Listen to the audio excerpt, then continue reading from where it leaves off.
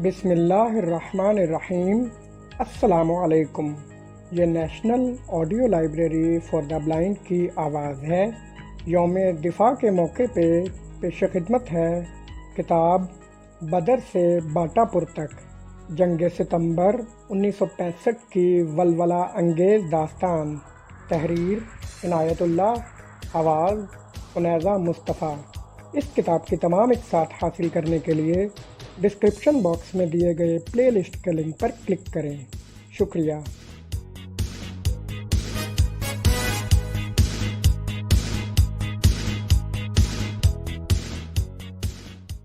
جگو جوان ہو گیا۔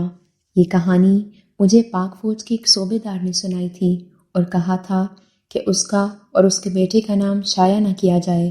تحریر میری ہے۔ جنگ ستمبر کی وہ تمام واقعاتی کہانیاں جو میں اب تک لکھ چکا ہوں، ان میں مجھے یہی سب سے زیادہ پسند ہے۔ ذرا جذبات اور واقعات ملاحظہ فرمائیے۔ بچے جب بچوں والے ہو جاتے ہیں تو بھی ماں باپ انہیں بچہ ہی سمجھتے ہیں۔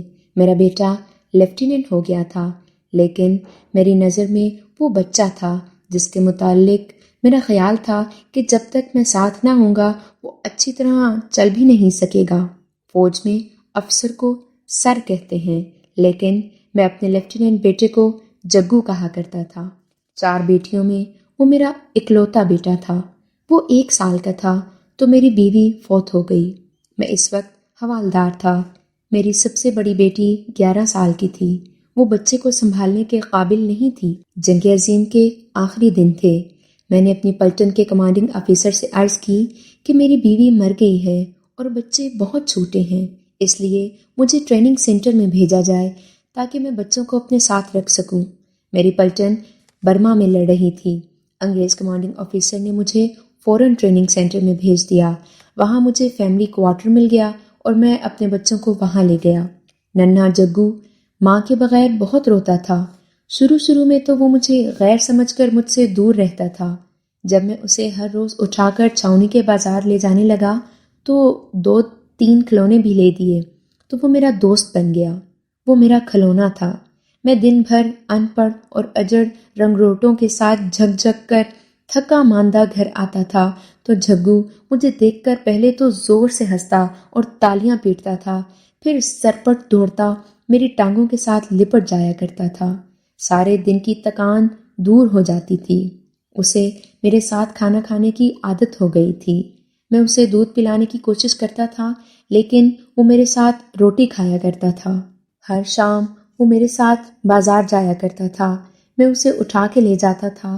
ایک شام میں نے اسے کہہ دیا کہ جگو تم بہت موٹے ہو گئے ہو، اب تو تمہیں اٹھا کر میں چل بھی نہیں سکتا۔ جگو نے میری طرف دیکھا اور مسکرا دیا، پھر وہ میرے بازو سے نیچے کو سرکنے لگا۔ میں سمجھ گیا کہ وہ چلنا چاہتا ہے۔ میں نے اسے اتار دیا تو وہ میری انگلی پکڑ کر چلنے لگا۔ ذرا آگے جا کر میں اسے اٹھانے لگا تو اس نے کہا، نہیں چلوں گا، اور وہ ہنس پڑا۔ اس نے میری انگلی مضبوطی سے پکڑ لی۔ واپسی پر میں اسے اٹھانے کے لیے جھکا تو وہ مسکرا کر پرے ہٹ گیا۔ وہ چلنا چاہتا تھا۔ میں آگے آگے چل پڑا تو وہ دوڑ کر میرے ساتھ ہو گیا اور کہنے لگا، ابو ہاتھ۔ میں نے ہاتھ اس کی طرف بڑھایا تو اس نے میری انگلی پکڑ لی۔ گھر آ کر اس نے توتلی زبان میں اپنی بہنوں کو سارا ماجرا سنایا۔ وہ بہت تیز بول رہا تھا۔ بچیوں کو کچھ بھی پلے نہیں پڑ رہا تھا۔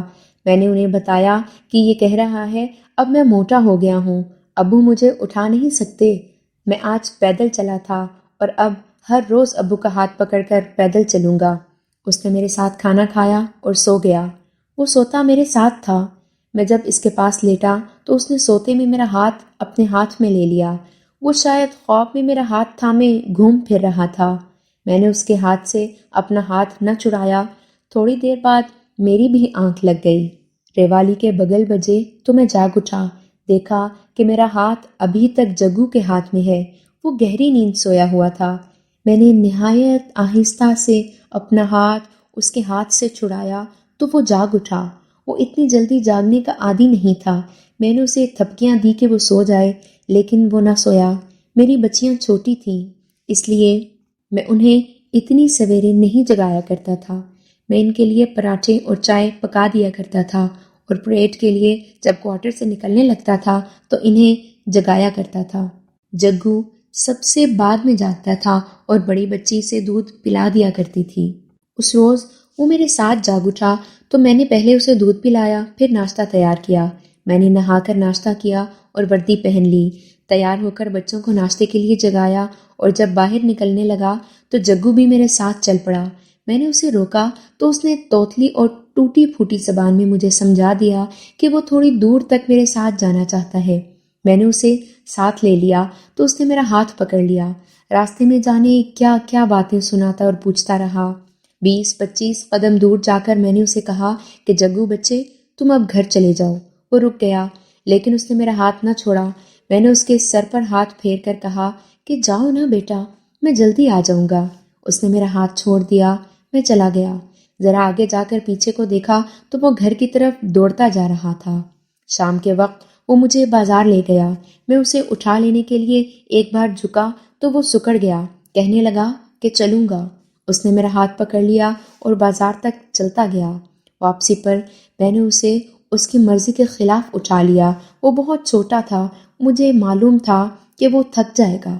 جب مسلمانوں نے پاکستان کا نعرہ لگایا تو پلٹن کے ہندو اور سکھ افسروں نے انگریز افسروں کو مسلمان کے خلاف بھڑکانا شروع کر دیا۔ انگریز افسروں نے مسلمان افسروں اور جوانوں کو شک اور نفرت کی نگاہوں سے دیکھنا شروع کر دیا۔ ہمیں اکثر دھمکیاں دی جاتی تھیں کہ اگر کوئی مسلمان سپاہی مسلم لیگ کے جلوس یا جلسے میں پکڑا گیا تو اسے سزائے موت دی جائے گی۔ بعض ہندو ہم سے مذاق بھی کرتے تھے اور قائد اعظم کے خلاف ناقابل برداشت بکواس کرتے تھے۔ خدا نے اپنے رسول کی امت پر کرم کیا اور اسی ملک میں اسلام کا جھنڈا بلند ہو گیا۔ ٹریننگ سینٹر میں ہم جتنے مسلمان افسر، سردار، عہدیدار اور جوان تھے پاکستان کے لیے روانہ ہونے لگے تو ہندو اور سکھ ہمیں گلے لگا کر ملے، لیکن ان کے دلوں میں کھوٹ تھی۔ مجھے 8 ہندو اور 3 سکھ حوالداروں نے کہا کہ یار کیوں سروس تباہ کر رہے ہو، یہ پاکستان 2 دن کا کھیل ہے، یہیں رہ جاؤ۔ سچی بات ہے کہ دل میں اسلامی جذبہ تو بہت تھا جس کی وجہ سے پاکستان کا نام اچھا لگتا تھا، لیکن دل میں یہ خیال ضرور آیا تھا کہ آرمی میں ایک نئی پلٹن کھڑی کرنے میں کتنی مشکل پیش آتی ہے۔ ایک نیا ملک اور اس کی پوری فوج کو باقاعدہ آرمی بنانا تو بہت ہی مشکل ہوگا۔ دل میں تھوڑا سا شک پیدا ہو گیا تھا۔ ہمارا ایک مسلمان کپتان ہوا کرتا تھا، اس نے سارے شکوک دور کر دیے۔ وہ اس طرح کہ جب ہم سب مسلمان اکٹھے ہوئے تو ایک سکھ میجر نے جو سینٹر میں ٹریننگ میجر تھا کہنے لگا، مسلمانوں ہماری ملاقات بہت جلدی ہوگی اور اسی ٹریننگ سینٹر میں ہوگی۔ پاکستان میں جا کر بستر نہ کھولنا، تم اسی طرح واپس آ جاؤ گے۔ مسلمان کپتان کیپٹن حنیف نے بلند آواز میں کہا، میجر ملکھا سنگھ صاحب، ہماری ملاقات بہت جلدی ہوگی لیکن اس سینٹر میں نہیں، بیٹل فیلڈ میں ہوگی۔ میجر ملکھا سنگھ نے بہت زور کا کہکہا لگایا اور کہنے لگا، واہ ہوئے کاکا، تو خالصیاں دے مقابلے بھی چاہیں گا، یعنی واہ بچے تم سکھوں کے مقابلے میں آؤ گے۔ کیپٹن حنیف تو خاموش رہا، لیکن ہوشیار پور کا رہنے والا نائک عابد علی کود کر میدان میں جا کھڑا ہوا اور للکار کر بولا، آؤ کوئی کافر بیونڈ فائٹ سنگین بازی کے لیے سامنے آ جائے، یہی فیصلہ کر لیتے ہیں۔ کافروں پر خاموشی طاری ہو گئی۔ نائک عابد علی نے کہا، 2 کافر آ جاؤ، اکیلا لڑوں گا، تم 14 انچ کے بیونڈ سے لڑو، میں رائفل سے چھوٹا بیونڈ لگاؤں گا۔ رائفلوں کے ساتھ جنگ سے پہلے لمبے بیونڈ ہوا کرتے تھے۔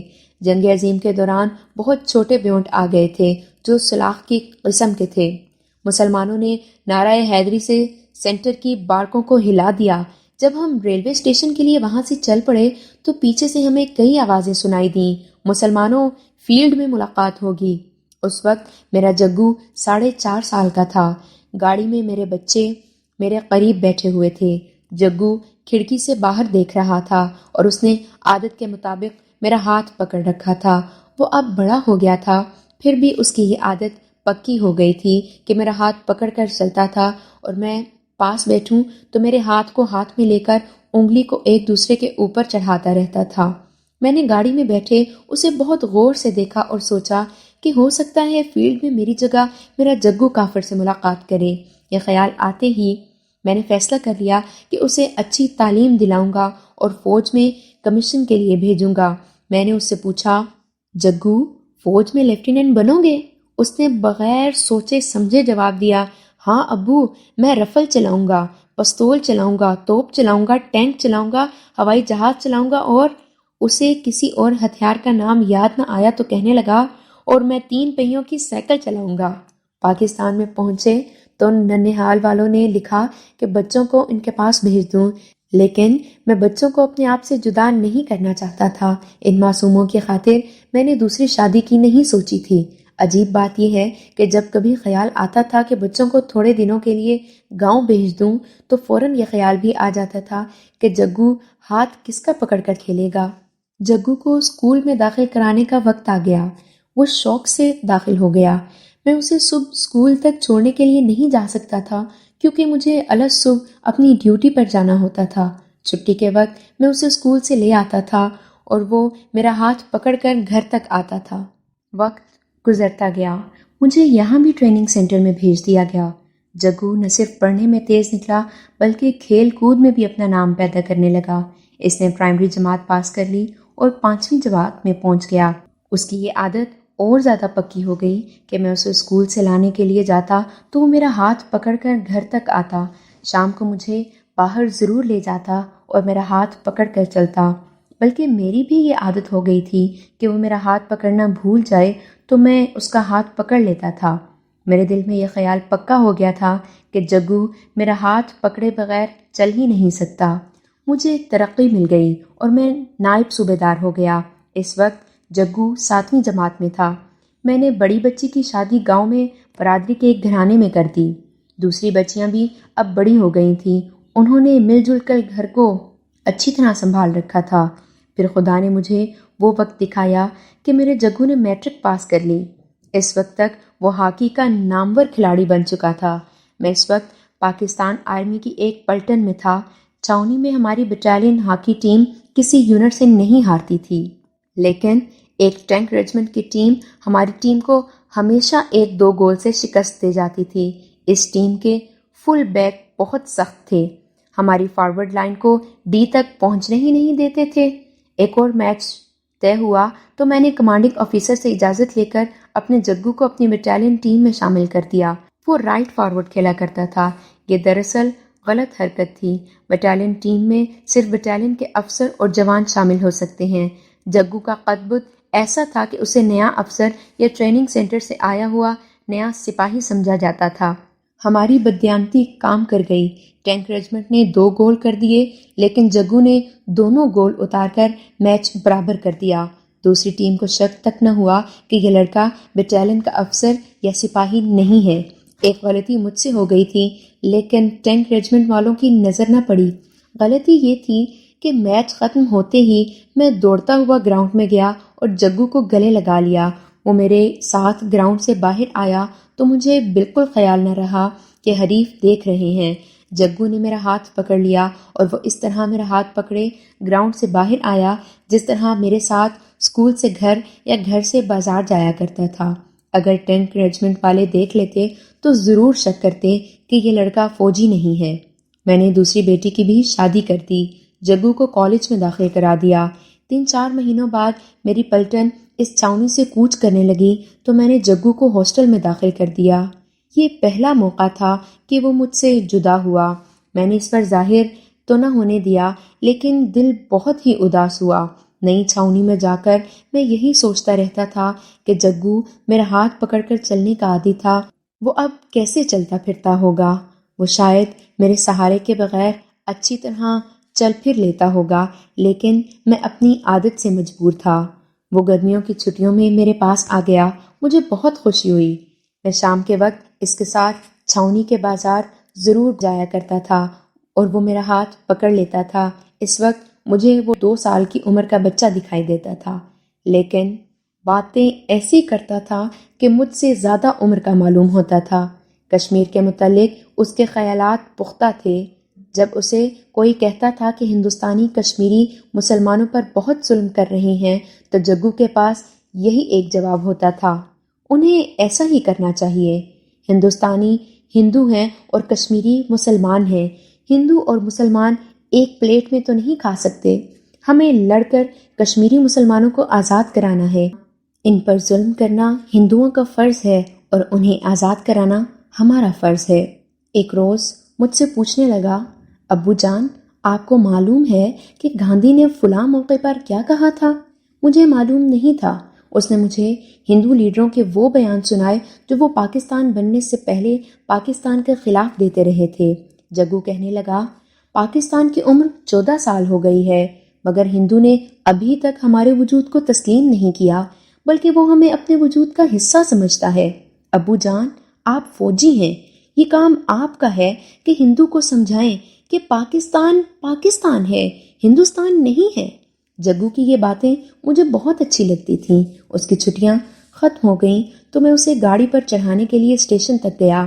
پلیٹ فارم پر کھڑے اس نے عادت کے مطابق میرا ہاتھ پکڑ لیا اور میں دعائیں کرنے لگا کہ یا خدا گاڑی گھنٹہ 2 گھنٹہ لیٹ آئے مگر گاڑی وقت پر آ گئی.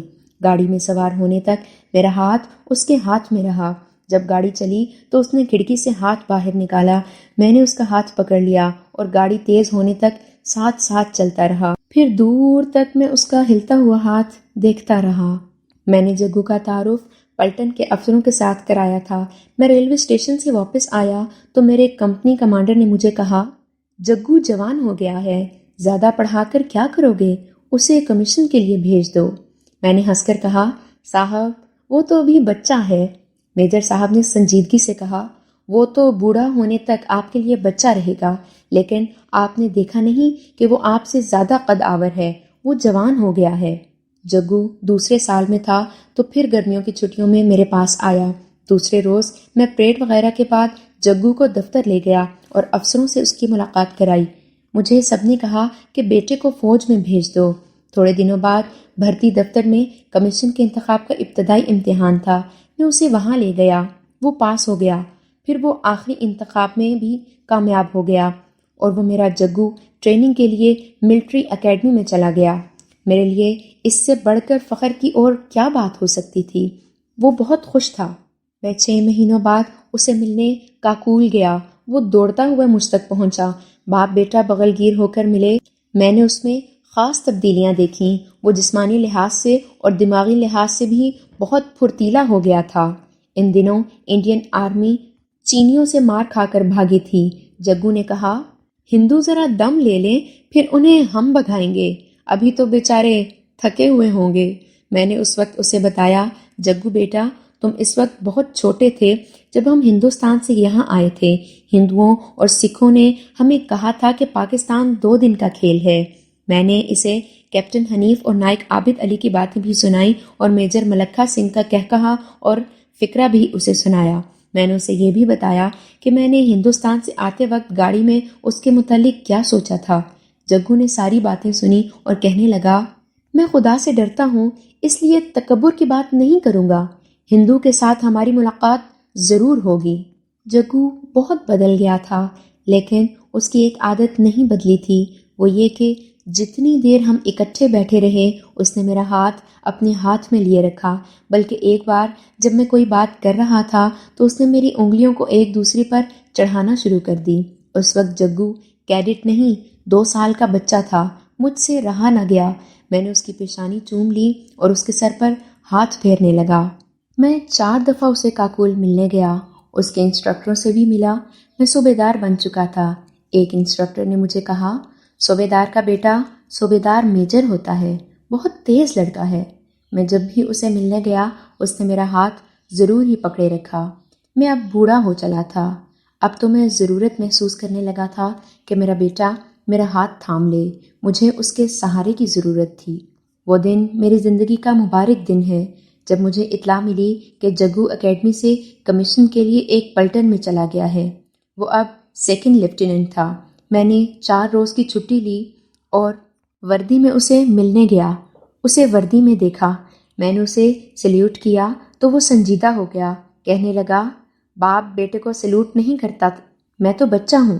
میں نے اسے کہا، بیٹا فوجی ڈسپلن کو نہیں بھولنا چاہیے. وہ مجھے افسر میس میں لے گیا. میں اسے بڑے غور سے اور بڑے فخر سے دیکھتا رہا مگر وہ ابھی بچہ تھا۔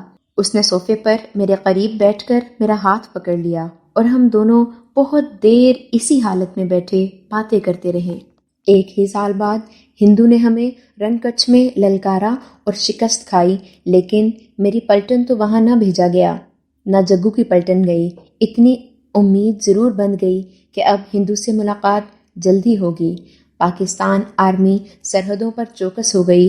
مجھے معلوم نہیں تھا کہ جگو کی پلٹن کون سے سیکٹر میں چلی گئی ہے۔ حالات بہت تیزی سے بدل رہے تھے۔ شاستری نے کہا تھا کہ وہ اب اپنی مرضی کے محاذ لڑیں گے۔ اس کے فوجی مشیروں نے کشمیر کو اپنی مرضی کا میدان جنگ منتخب کیا اور آزاد کشمیر پر حملے کا منصوبہ بنایا، جس کے تحت انہوں نے حاجی پیر اور کارگل کی چوکیاں لے لیں۔ لیکن پاکستان آرمی نے جنرل چودھری کو اپنی مرضی کے میدان میں گھسیٹ کر وہاں لڑنے پر مجبور کر دیا۔ یہ میدان جنگ چھمب جوڑیاں کا خطہ تھا۔ شاستری کی مرضی اور جنرل چودھری کے منصوبے خاک میں مل گئے۔ ہندوؤں کے وہم و گمان میں بھی نہیں تھا کہ جہاں انہوں نے سب سے زیادہ اور سب سے مضبوط دفاعی انتظامات کر رکھے ہیں، پاکستانی آرمی وہیں پہلی ضرب لگائے گی۔ یہ ضرب ایسی کارگر ہوئی کہ ہندوؤں نے مجبور ہو کر لاہور پر پھر سیالکوٹ پر حملہ کر دیا۔ یہ ہندو کی شکست کا ثبوت تھا۔ وہ نہ اپنی مرضی کے میدان میں جم سکا، نہ ہماری مرضی کے محاذ پر ٹھہر سکا۔ اس کے پاس ایک ہی اوچھا وار رہ گیا تھا، اور وہ یہ کہ اس نے اپنی فوج کو پاکستان پر چڑھا دیا۔ پاکستان آرمی اس کے لیے بھی تیار تھی۔ لاہور پر بڑا ہی زوردار حملہ ہوا، جسے ہمارے ایک ڈویژن نے روک لیا۔ میری پلٹن سیالکوٹ میں تھی۔ 8 ستمبر کی صبح ہندو ہمارے سامنے آ گیا۔ وہ ٹینکوں کا ڈویژن اور 3 انفینٹری ڈویژن لایا تھا۔ ہمارے پاس اللہ کا نام تھا۔ آرمڈ ڈویژن کے خلاف آرمڈ ڈویژن ہی لڑا کرتا ہے، مگر ہمارے پاس انفینٹری بریگیڈ تھا۔ ہمارے کمانڈر فوراً سمجھ گئے کہ ہندو کی نظر چونڈا کے کھلے میدان پر ہے۔ یہ میدان اس کے لیے موزوں تھا، یہاں سے وہ آگے بڑھنا چاہتا تھا۔ ہمیں حکم ملا کہ دشمن کو چونڈا کے ارد گرد پاؤں نہ جمانے دو۔ دشمن گاؤں پہ گاؤں لیتا چلا آ رہا تھا۔ وہ تو صاحب ایک طوفان تھا۔ 400 توپیں، 450 ٹینک، پیچھے ریزرو میں بھی بے شمار ٹینک تھے۔ ہماری 25ویں کیولری ٹینک ریجمنٹ نے اس طوفان سے ٹکر لے لی۔ ان جانبازوں کی مدد کے لیے ہم نے RR اور راکٹ لانچر آگے بھیج دیے۔ کسی کو زندہ پیچھے آنے کی امید نہیں تھی۔ وہ قسمیں کھا کر گئے تھے کہ دشمن کو آگے نہیں آنے دیں گے یا ہم زندہ نہیں لوٹیں گے۔ چمنڈا کی کہانی تو بہت لمبی کہانی ہے، میں پوری کہانی سنا بھی نہیں سکتا۔ کسی کو کسی کی خبر نہیں تھی۔ نظر ملاپ ٹوٹ گئے تھے، وائرلیس اڑ گئے تھے، ٹینک پھٹ رہے تھے، انسان جل رہے تھے۔ دائیں بائیں ملاپ رکھنا ممکن نہیں رہا تھا، لیکن اللہ کا کرم ہوا کہ ہندو کو ہم نے چونڈا کے میدان میں ٹکنے نہ دیا۔ دشمن نے ہماری قوت کو بکھیرنے کے لیے محاذ کو 40 میلوں پر پھیلا دیا۔ توپ خانے کے کمانڈر بریگیڈیئر امجد علی چودھری صاحب نے توپ خانہ بیڑیوں کو اس طرح استعمال کیا کہ سارے محاذ کو کور کر لیا۔ اوپر سے پاکستان ایئر فورس نے کمال کر دیا۔ چمنڈا میں بریگیڈیئر عبدالعلی ملک صاحب تھے، ان کے دائیں بریگیڈیئر امیر عبداللہ خان نیازی تھے۔ اب دونوں جرنل ہو گئے ہیں۔ اس حصے کی کمان جنرل ابرار حسین نے لے لی۔ بائیں طرف سیالکوٹ کے سامنے بریگیڈیئر عظمت صاحب کا بریگیڈ تھا اور اس حصے کی کمان جنرل ٹکا خان کے پاس تھی۔ جسٹر کو بریگیڈیئر مظفر الدین نے سنبھال رکھا تھا، وہ بھی اب جنرل ہیں۔ چمنڈا میں نقصان تو ہمارا بھی بہت ہوا، لیکن دشمن کا ہم نے یہ حال کر دیا کہ وہ ریزرو سے مدد لے کر اگلی یونٹوں کے نقصان کو پورا کرنے لگا۔ ہمارے پاس ایک ذریعہ یہ تھا کہ رات کے وقت فائٹنگ پیٹرولیں اور ٹینک ہنٹنگ ٹینک شکار پارٹیاں بھیج کر دشمن پر شبخون ماریں اور اسے اگلے دن کے حملے کے قابل نہ چھوڑیں۔ یہ تو آپ کو معلوم ہوگا کہ یہ کام کتنا خطرناک ہوتا ہے۔ رات کے وقت 10 یا 12 جوان رینگ رینگ کر دشمن کے علاقے میں چلے جاتے اور ٹینکوں، ایمونیشن کے ذخیروں اور RR گنوں وغیرہ کو تباہ کرتے ہیں۔ وہ اکیلے اکیلے ہو کر اپنے اپنے ٹارگیٹ پر حملہ کرتے ہیں۔ دشمن انہیں گھیرے میں لے کر پکڑنے کی یا مشین گنوں سے بارش کی طرح فائر کر کے انہیں مارنے کی کوشش کرتا ہے۔ اس مہم میں بہت تیز، عقل مند اور دل گردے والے جوانوں کو بھیجا جاتا ہے۔ ہماری پیٹرول اور ٹینک شکار پارٹیوں نے دشمن کا برا حال کیے رکھا۔ بہت جوان شہید اور زخمی ہوئے۔ ان قربانیوں کے بغیر ملک کو بچانا آسان نہ تھا۔ میں 2 دفعہ ٹینکوں کے شکار کے لیے گیا تھا۔ ہر بار میرے ساتھ 12 جوان تھے، جن میں سے 4 شہید ہوئے اور ہم نے 10 ٹینک اور کئی گاڑیاں تباہ کیں۔ مجھے ابھی تک پتہ نہیں چل سکا تھا کہ جگو کی پلٹن کہاں لڑ رہی ہے۔ مجھے اس کے متعلق فکر تھا۔ میری نظر میں وہ ابھی بھی بچہ ہی تھا۔ جب یاد آتا تھا تو دل بیٹھ جاتا تھا۔ وہ لیفٹیننٹ تھا۔ میں سوچا کرتا تھا کہ وہ میرے سہارے کے بغیر کیسے لڑ سکے گا۔ بس ایسے ہی بیکار سے خیال دل میں آتے رہتے تھے۔ وہ میرا بچہ تھا جسے میں نے ماں کی طرح پالا تھا۔ وہ بچہ اب توپوں اور ٹینکوں کی آگ میں خدا جانے کس حال میں تھا اور کہاں تھا۔ میں جب پاکستان آرمی کے صوبے دار کی حیثیت سے اسے یاد کرتا تھا تو دل خوش ہوتا تھا کہ میرا بیٹا بھی ملک کے لیے لڑ رہا ہے، اور جب بھی میں باپ کی حیثیت سے سوچتا تو بہت دکھ ہوتا تھا۔ وہ وقت ایسی سوچوں کا نہیں تھا، وہ تو قیامت کی گھڑیاں تھیں۔ ایک سوچ دماغ میں آتی تھی تو توپوں کے دھماکوں میں خیال ہی نہیں رہتا تھا کہ میں کیا سوچ رہا تھا۔ ہماری پلٹن کی 2 کمپنیاں ایک اور طرف بھیج دی گئیں۔ ایک روز ہماری پلٹن کو ٹینکوں کے ساتھ آگے بڑھنے کا حکم ملا۔ ہمارے کمانڈنگ آفیسر نے برگیڈ سے ایک کمپنی مانگی کیونکہ نفری تھوڑی تھی۔ برگیڈ ہیڈ کوارٹر نے پوری کمپنی تو نہ دی، 40 جوانوں کی ایک پلاٹون دے دی۔ یہ کسی اور پلٹن کی پلاٹون تھی۔ میری کمپنی کی نفری سب سے کم تھی، اس لیے یہ پلاٹون ہماری کمپنی کو دے دی گئی۔ دن کے پچھلے پہر یہ پلاٹون ہماری پوزیشن میں پہنچ گئی۔ کمپنی کمانڈر نے مجھے اپنے مورچے میں بلایا۔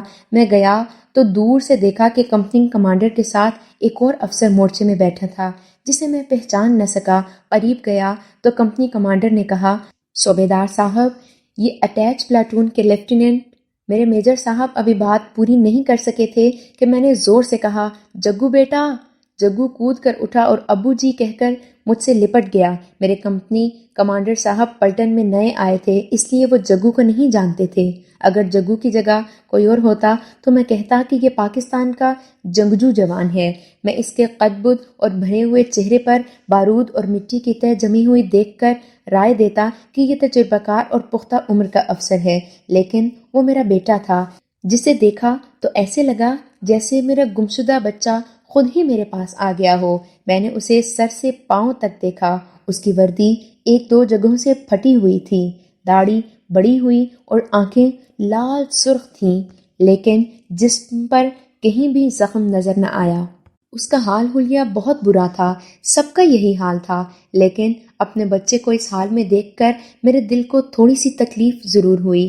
ہم دونوں کمپنی کمانڈر اور میدان جنگ کو بھول گئے۔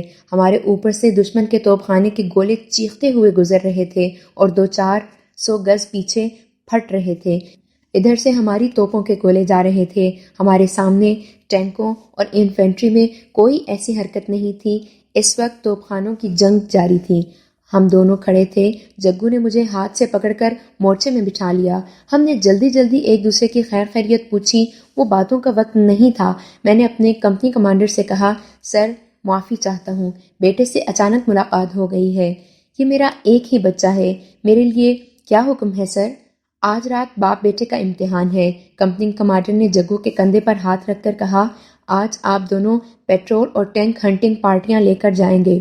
کمپنی کمانڈر صاحب نے ہمیں بتایا کہ اگلی صبح کے اندھیرے میں ہمیں دشمن پر جوابی حملہ کرنا ہے۔ انٹیلیجنس رپورٹوں سے پتہ چلا ہے کہ دشمن فلاں مقام پر ٹینک جمع کر رہا ہے، وہیں کہیں وہ ایمونیشن اور پیٹرول بھی ڈمپ کر رہا ہے۔ اس سے ظاہر ہوتا ہے کہ وہ بھی کل صبح ہم پر حملہ کرے گا۔ ضرورت یہ ہے کہ رات کے وقت زیادہ نفری کی پارٹیاں جائیں اور دشمن کو اتنا نقصان پہنچائیں کہ وہ صبح کے وقت حملہ نہ کر سکے، بلکہ ہم حملہ کریں۔ میں نے اور جگو نے نقشوں پر نشان لگا لیے۔ مشن بہت خطرناک تھا کیونکہ گزشتہ رات کی پیٹرول پارٹی نے دشمن کی مشین گنوں کی جو پوسٹیں بتائی تھیں وہ ایسی جگہوں پر تھیں جہاں سے ہمیں گزر کر دشمن کے ٹینکوں تک پہنچنا تھا۔ ان مشین گن پوسٹوں کی موجودگی میں دشمن کو نقصان پہنچانا آسان نہ تھا۔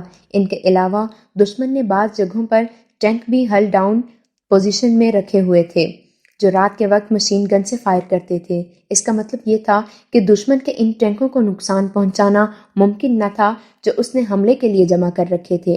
میں نے کمپنی کمانڈر صاحب سے چند ایک سوال پوچھے تو جگو بول پڑا، ابو جی میں نے سمجھ لیا ہے، 16 جوان آپ لے لیں، 16 میں لے لیتا ہوں، اتنی نفری کافی ہے۔ زیادہ تر راکٹ لانچر اور LMG ساتھ ہونے چاہیے۔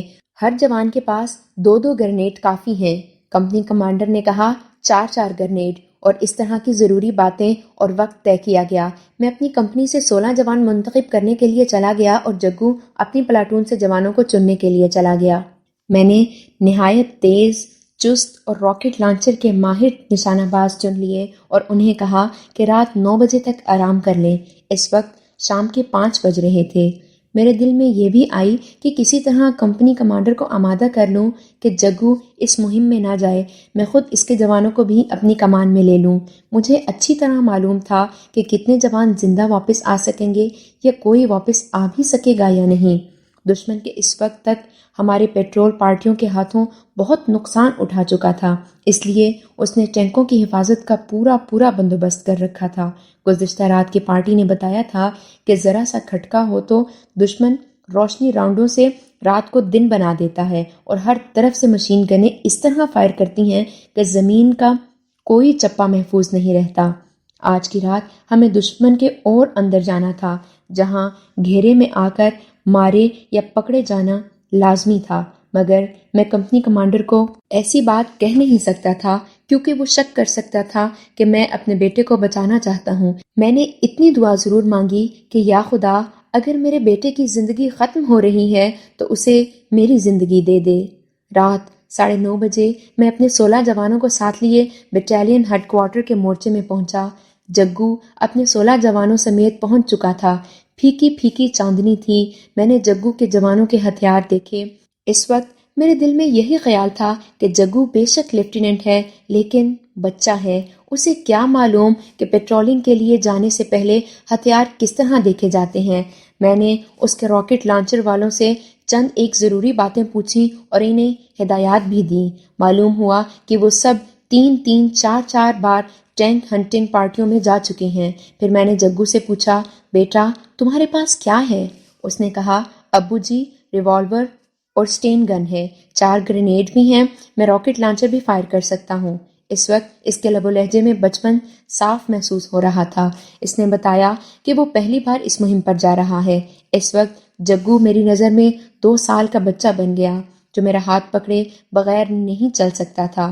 میں نے اسے کہا، بیٹا میں تمہارے ساتھ ہوں جو اللہ کو منظور ہوگا۔ میں دراصل اسے یہ کہنا چاہتا تھا کہ بیٹا میرا ہاتھ پکڑے رکھنا ورنہ گر پڑو گے۔ رات کے 10 بج رہے تھے جب کمانڈنگ آفیسر صاحب نے ہمیں آخری ہدایات دیں اور آخر میں کہا، جوانوں ملک تم سے خون کی قربانی مانگ رہا ہے، یہ اللہ اور رسول کا ملک ہے، پیٹھ نہ دکھانا۔ ہم چل پڑے۔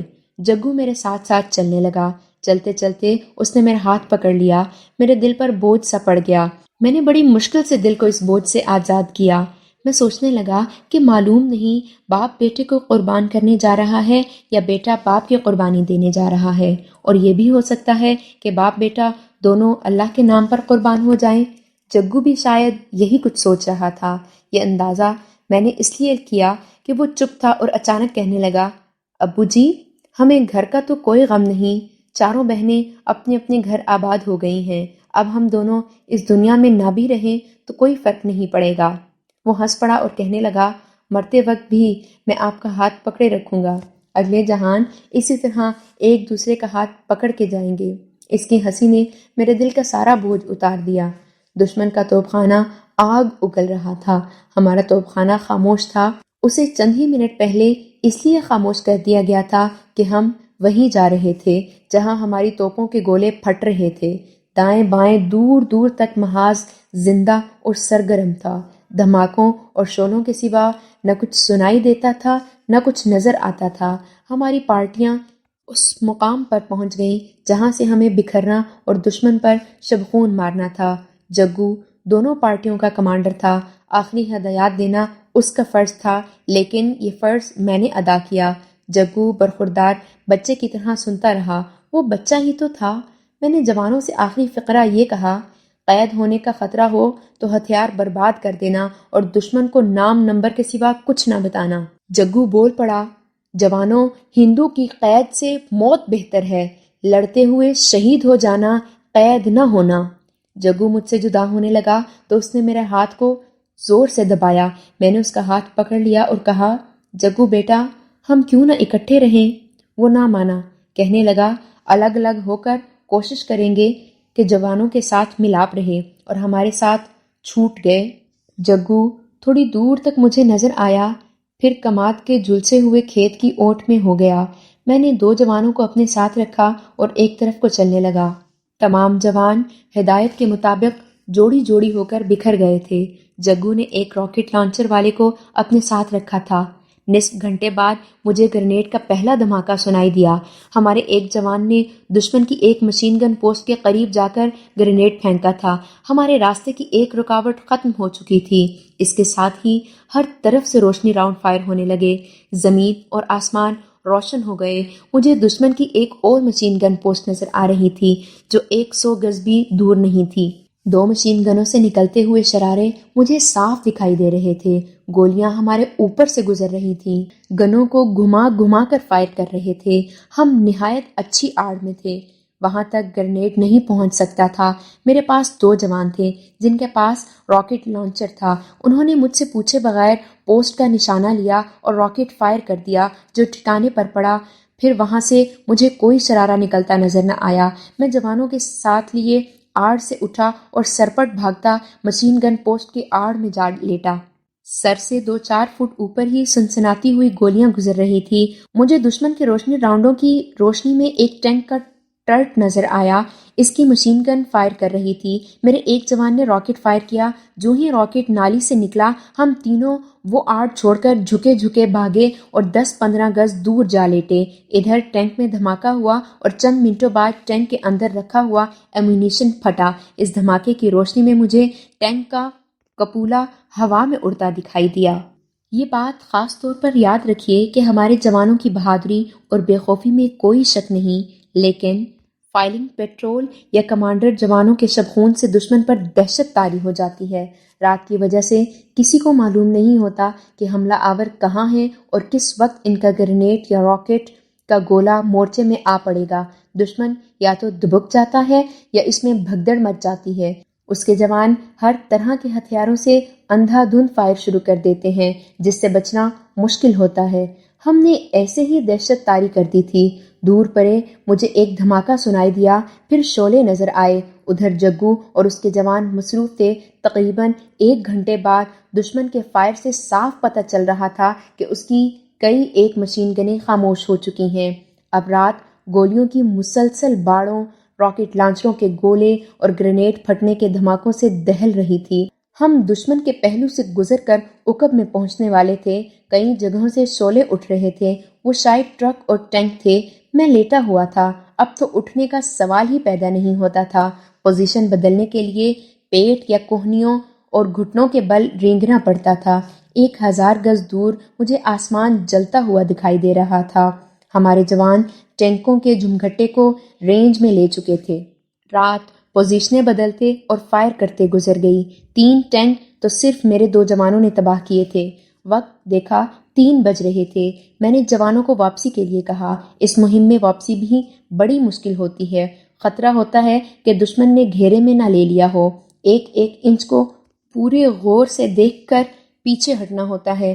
ہم گولیوں کی موسلا دھار بارش میں پیچھے کو رینگتے آئے۔ اب تو دشمن نے مارٹروں کے گولے بھی فائر کرنے شروع کر دیے تھے۔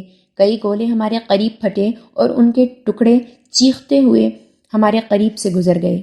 صبح کی پہلی روشنی ذرا صاف ہو گئی تھی جب ہم اس محفوظ مقام تک پہنچ گئے جہاں سے ہم رات کو ایک دوسرے کو خدا حافظ کہہ کر بکھرے تھے۔ ایک کھیت کی مینڈ کی آڑ میں 24 جوان لیٹے ہوئے تھے۔ ان میں 8 شدید زخمی تھے اور ان کے پاس 3 شہیدوں کی لاشیں تھیں۔ لاشوں کو ملا کر نفری 27 تھی۔ جگو اور 5 جوان ابھی غیر حاضر تھے۔ ان کے متعلق کسی کو علم نہ تھا۔ میں نے دل کو یہ کہہ کر تسلی دے لی کہ میں نے اپنا بیٹا ملک پر قربان کر دیا ہے۔ میں بھی مینڈ کی آڑ میں بیٹھ گیا۔ کسی نے بلند آواز سے کہا، وہ آ رہے ہیں۔ میں اچھل کر اٹھا، دیکھا کہ جگو آ رہا تھا۔ اس کے ساتھ 4 جوان تھے۔ 2 نے ایک کو آگے پیچھے ہو کر کندھوں میں اٹھایا ہوا تھا۔ میں دوڑتا گیا۔ وہ ایک شہید کی لاش اٹھائے ہوئے تھے۔ شہید کو دیکھ کر میں جگو کو بھول گیا، اسے اچھی طرح دیکھ نہ سکا۔ میں نے شہید کو دوسرے شہیدوں کے پاس لٹا دیا۔ جگو نے حکم دینے کے لہجے میں اپنے حوالدار سے کہا، 2 جوان شہیدوں کے پاس چھوڑ دو، باقی جوان بٹالین ہیڈ کوارٹر میں چلے جائیں، لاشوں کے لیے گاڑی آئے گی۔ جوان اٹھ کر چل پڑے۔ جگو وہیں کھڑا رہا۔ میں ذرا دور کھڑا شہیدوں کی لاشوں کو دیکھ رہا تھا۔ دل میں طرح طرح کے خیال آ رہے تھے۔ میں سوچ رہا تھا کہ یہ جوان کتنے خوش نصیب ہیں جو سرخرو ہو کر خدا کے حضور پہنچ گئے ہیں۔ مجھے بار بار یہ خیال آ رہا تھا کہ یہ خدا کے نام پر قربان ہو گئے ہیں، لیکن قوم کو تو کبھی پتہ نہ چل سکے گا کہ یہ کہاں اور کس طرح شہید ہوئے تھے۔ قوم کبھی بھی نہ جان سکے گی کہ پورے بریگیڈ کا کام ان چند ایک جوانوں نے کیا تھا۔ دشمن کو انہوں نے حملے کے قابل نہیں چھوڑا تھا۔ مجھے جگو بلا نہ لیتا تو شاید میں بہت دیر وہیں کھڑا جانے کیسی کیسی باتیں سوچتا رہتا۔ میں نے اس وقت دیکھا کہ جگو کی پتلون بائیں طرف سے لال سرخ اور ایک جگہ سے پھٹی ہوئی تھی، دوسری ٹانگ پر بھی خون تھا۔ میں اس کے پاس گھٹنوں کے بل بیٹھ گیا اور اس کی ٹانگ کو دیکھنے لگا۔ اس نے کہا، مشین گن کا برسٹ لگا ہے، ہڈی بچ گئی ہے۔ میں نے دیکھا کہ اس نے فیلڈ پٹی لپیٹ رکھی تھی، لیکن خون ابھی بہہ رہا تھا۔ وہ میرا بچہ تھا، اکلوتا بچہ۔ ایسے معلوم ہوا جیسے گولیوں کی بوچھاڑ میرے سینے سے پار ہو گئی ہے۔ میں نے کہا، جگو بیٹا، میں تمہیں اٹھا کر پیچھے لے چلوں گا، خون جا رہا ہے، چلنے سے اور زیادہ جائے گا۔ لیکن وہ نہ مانا اور چل پڑا۔ اس کے چہرے پر درد کا کوئی تاثر نہیں تھا۔ میں نے بہت اصرار کیا کہ اسے کندھے یا پیٹھ پر اٹھا لوں، لیکن اس نے مجھے سختی سے منع کر دیا۔ ہم دونوں اکٹھے چلنے لگے تو میں نے اس کا ہاتھ پکڑ لیا۔ میرا خیال تھا کہ وہ عادت کے مطابق میرے ہاتھ کو مضبوطی سے پکڑ لے گا، لیکن اس نے عجیب حرکت کی کہ اپنا ہاتھ میرے ہاتھ سے چھڑا لیا۔ میں نے حیران ہو کر پوچھا، جگو، میرا ہاتھ بھی نہیں پکڑو گے؟ اس نے ہنس کر کہا، نہیں ابو جی، اب میں جوان ہو گیا ہوں۔ میں باپ سے صوبے دار بن گیا۔ میں نے فوجی انداز سے کہا، سر، آپ سخت زخمی ہیں، میرا فرض ہے کہ آپ کو اٹھا کر پیچھے لے جاؤں۔ جگو بھی لیفٹیننٹ بن گیا اور افسروں کی طرح بولا، صوبے دار صاحب، ہم ٹھیک ہیں، آپ ڈبل سے بٹالین ہیڈ کوارٹر تک جائیں اور شہیدوں کے لیے گاڑی بھیجیں۔ ٹھیک ہے سر۔ میں دوڑ پڑا۔ راستے میں میں ہنس پڑا اور اپنے آپ سے کہا، آج میرا جگو جوان ہو گیا ہے۔ مجھے اتنی ہی خوشی ہوئی جتنی اس کے پیدا ہونے پر ہوئی تھی۔ سچی بات ہے کہ صرف میرا جگو ہی نہیں، ساری قوم ستمبر 1965 میں جوان ہوئی تھی۔ صحافت میں مجھے 20 سال گزر گئے ہیں۔ میں یہ حقیقت ریکارڈ میں لانا چاہتا ہوں کہ میں نے ایسے خود اعتماد اور فاتح سپاہی اس سے پہلے کبھی نہیں دیکھے تھے جیسے پاک فوج میں دیکھ رہا ہوں۔ رائے میلونی، امریکن براڈ کاسٹنگ کارپوریشن، 15 ستمبر 1965۔